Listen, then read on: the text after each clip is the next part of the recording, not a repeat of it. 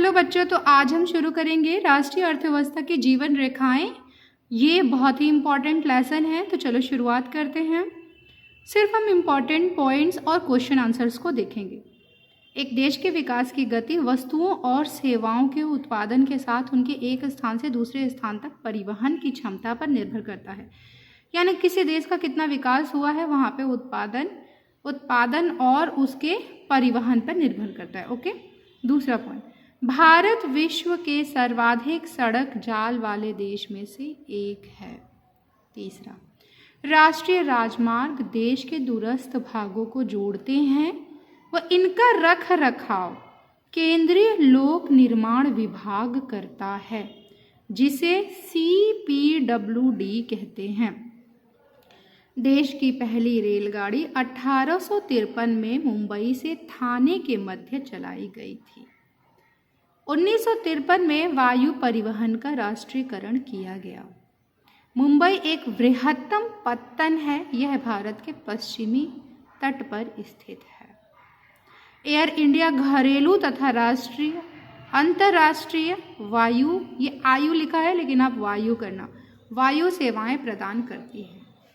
देश के 95% विदेशी व्यापार देश के प्रमुख पत्तन से होता है। भारतीय रेल सार्वजनिक क्षेत्र का सबसे बड़ा प्राधिकरण है। ठीक है, अब आगे हम प्रश्न उत्तर देखते हैं। ये सही विकल्प चुन करके है। दो दूरस्थ स्थित स्थान जो पूर्वी पश्चिम गलियारे से जुड़े हैं। पूर्वी पश्चिम गलियारा आपको बताया गया है, ये है सिलचर और पोरबंदर।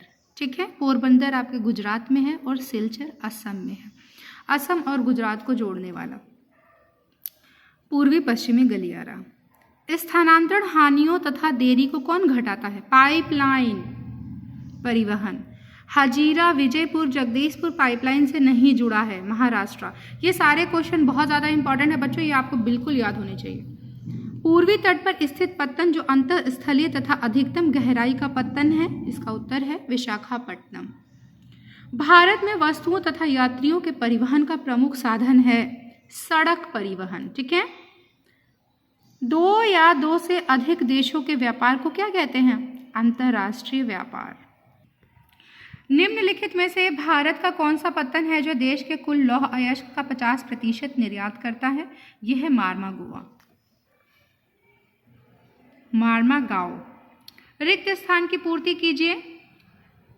जल परिवहन देश का सबसे सस्ता परिवहन है। भारत विश्व के सर्वाधिक डैश जाल वाला सड़क में से देशों में से एक है, इसका होगा सड़क। ठोस पदार्थों को तरल अवस्था में परिवर्तित कर डैश परिवहन द्वारा ले जाया जाता है, यह है पाइपलाइन।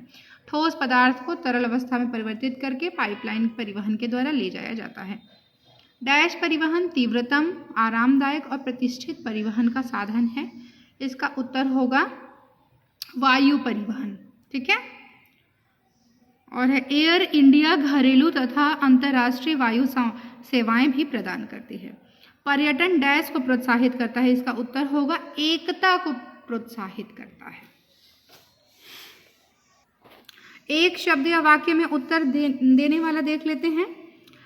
राज्यों और देशों में व्यक्तियों के बीच वस्तुओं का आदान प्रदान क्या कहलाता है? व्यापार कहलाता है। ठीक है, किसी देश के अंतर्राष्ट्रीय व्यापार की प्रगति किसका सूचक है? आर्थिक वैभव का। आयात और निर्यात के अंतर से क्या निर्धारित होता है? व्यापार संतुलन। वायु परिवहन का राष्ट्रीयकरण कब हुआ? ये हुआ था 1953 में। अगला है, भारत में प्रमुख पत्तनों की संख्या कितनी है? 12। किस पत्तन को दीनदयाल पत्तन के नाम से भी जाना जाता है? कांडला। भारत में अंतःस्थलीय नौ संचालन जल मार्ग की लंबाई कितनी है? 14,500 किलोमीटर। उसके बाद है, भारतीय रेल परिवहन को कितने रेल प्रखंडों में विभाजित किया गया है? 16 रेल प्रखंडों में विभाजित किया गया है। विश्व की सबसे लंबी राजमार्ग सुरंग का नाम क्या है? इसका नाम है अटल टनल।